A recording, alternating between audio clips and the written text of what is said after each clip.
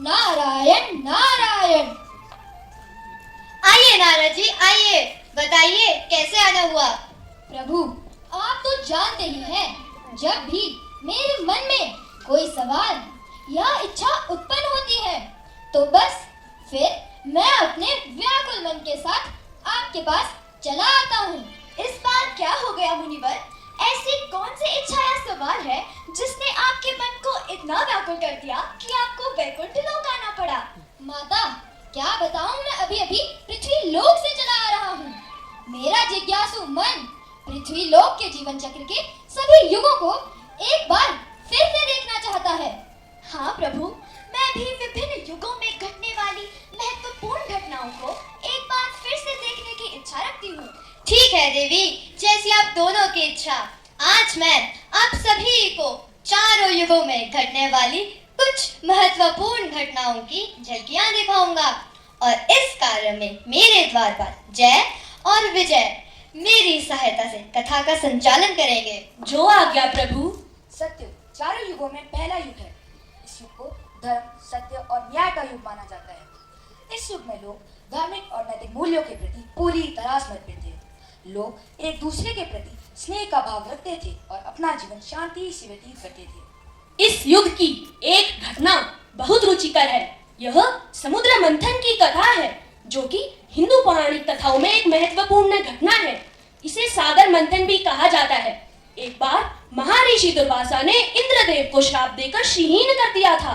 इंद्रदेव जब मदद के लिए भगवान विष्णु के पास गए तो प्रभु ने समुद्र मंथन का सुझाव दिया, जिससे वह अपनी शक्तियां वापस पा सकते थे। इंद्रदेव भी प्रभु के कहे अनुसार दैत्यों के साथ मंथन करने के लिए तैयार हो गए। इसके लिए मंदराचल पर्वत को मथानी एवं नागराज वासुकी श्रुति को नेत्री बनाया गया। मंदराचल पर्वत को जब समुद्र में डाला तो उसके नीचे कोई आधार नहीं था। नारायण ने स्वयं विशाल कछुए का रूप धारण किया और मंदराचल का आधार बने तथा इस मंथन को पूरा किया। आइए इस युग की घटनाओं के साक्षी बने। नारायण नारायण।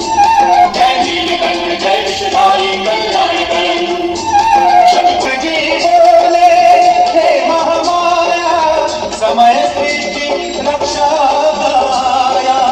जंगल है शिव जी की गए हलाल सारा।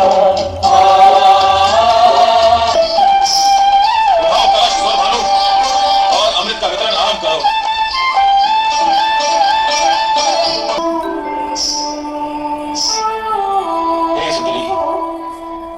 लोचनी, किस लोक की वासी हो तुम और क्या नाम है तुम्हारा? मेरा नाम मोहिनी है।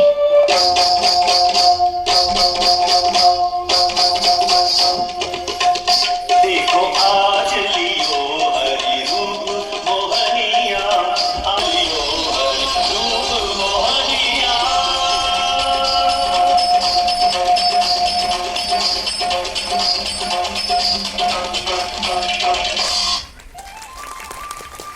नारायण नारायण नारायण नारायण। अति अद्भुत प्रभु, आपकी माया अपरंपार है। इस घटना में हमें आपके कछुए और मोहिनी दोनों अवतारों के दर्शन हो गए। हाँ प्रभु, आप तो मोहिनी के रूप में अत्यधिक सुंदर लग रहे थे। आपको हमारा उपहास करने का मौका मिल ही गया देवी। आप समय यात्रा का पहला पड़ाव पार कर चुके हैं। इस यात्रा के दूसरे पड़ाव में हम त्रेता युग का भ्रमण करेंगे। दूसरे युग को त्रेता युग कहा जाता है। इस युग में धर्म और नैतिकता सत्य युग की तुलना में कम है, लेकिन फिर भी यह युग धार्मिक और नैतिक था। त्रेता युग की सबसे महत्वपूर्ण घटना भगवान राम का जन्म और उनके जीवन से संबंधित घटनाएं हैं। श्री रामचंद्र जी इस युग के नायक है। आइए इस युग की घटनाओं के दर्शन करें। नारायण नारायण।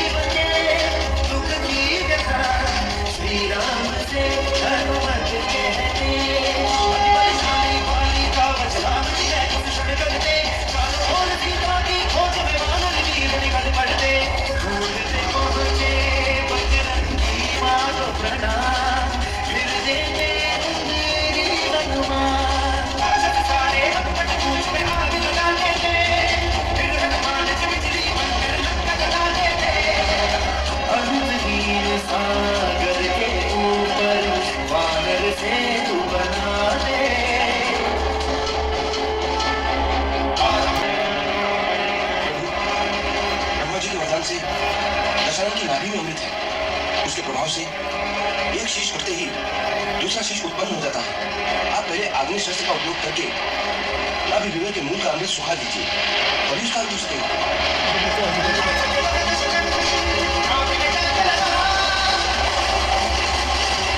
गिर गया वो धरती पर दैत्य सितारा, राम नाम महिमा की कथा सुनाते हैं, राम रूप बन गए भगवान दिखाते हैं।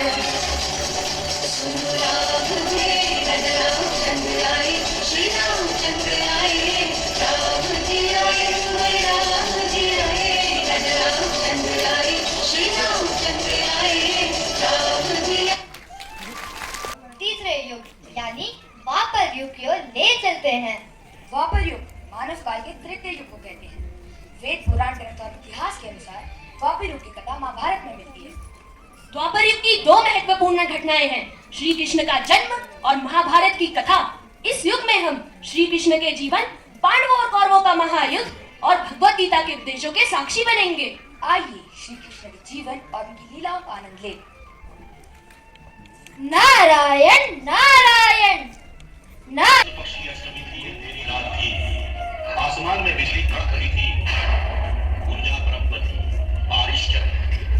मथुरा नगरी की काल पड़ी थी, माँ देवकी को प्रसव की पीड़ा उठी थी, स्वर्ग में देवों की उत्कंठा बढ़ी थी। ये कृष्ण जन्म की घड़ी थी। एक तेजपुंज दिखाई दिया। माँ देवकी ने एक ओजस्वी बालक को जन्म दिया। माता ने बालक को छाती से लगाया। भगवान ने पहली बार ममता का अग्रस्थान किया। अपनी खुशी से देवकी ने वासुदेव को बालक सौंप दिया। टोकरी में बालक रख वासुदेव ने प्रथम प्रयाण किया। चल पड़े मथुरा से गोकुल की ओर अपने मित्र नंद के घर। बारिश की आधी रात थी, यमुना नदी पार करनी थी, पानी सर तक आने को था। वासुदेव ने इष्ट को याद किया। तभी कृष्ण ने अपने अंगूठे से यमुना स्पर्श किया। तूफान में उछलती यमुना ने तुरंत रास्ता दिया। ये बड़ी अनोखी बात थी, पर ये तो कृष्ण लीला की शुरुआत थी।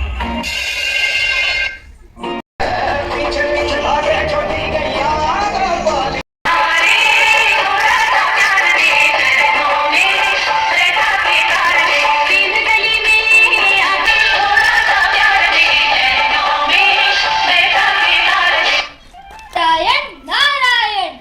हे प्रभु मैं तेरा ही मान करूं, हे प्रभु मैं तेरा ही मान करूं। तू तो अनंत है, मैं तेरा ही गुणगान करूं। अद्वितीय प्रभु। जय विजय, क्या तुम दोनों इस युग की सबसे अनोखी कथा की झलक नहीं दिखलाओगे? क्यों नहीं प्रभु, अब हम आपको भारत की एक महान कथा से अवगत करवाते हैं। ये कथा महाभारत की कथा है, जो हमें अपने धर्म पर विश्वास रखकर हमें सही मार्ग पर चलने के लिए प्रेरित करती है। यह कथा हमें भारत के धार्मिक, पौराणिक और अनुपम जीवन के दर्शन करवाती है।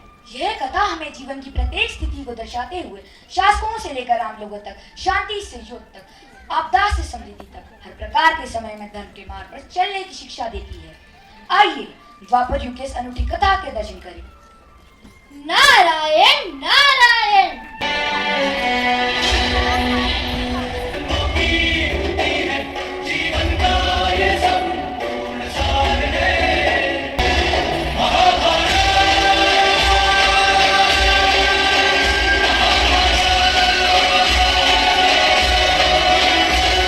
समय मैं अनंत काल से पृथ्वी पर हो रही हर घटना और परिवर्तन का साक्षी हूँ। मैंने सभी सभ्यताओं के सूरज को उगते और डूबते देखा है। समय किसी के साथ भी पक्षपात नहीं करता। जो समय के साथ नहीं बदलते, समय उन्हें बदल देता है। परिवर्तन प्रकृति का नियम है। हमें मानव धर्म का पालन करते हुए इस परिवर्तन को स्वीकार करना चाहिए। अब इस यात्रा का अंत करते हुए मैं बस इतना ही कहूंगा कि आज एक बार फिर समय बदल रहा है। अगर आप समय के साथ हैं तो यूं समझिए कि समय आपके साथ है। फिर कल, आज और कल बस आप ही होंगे सफल।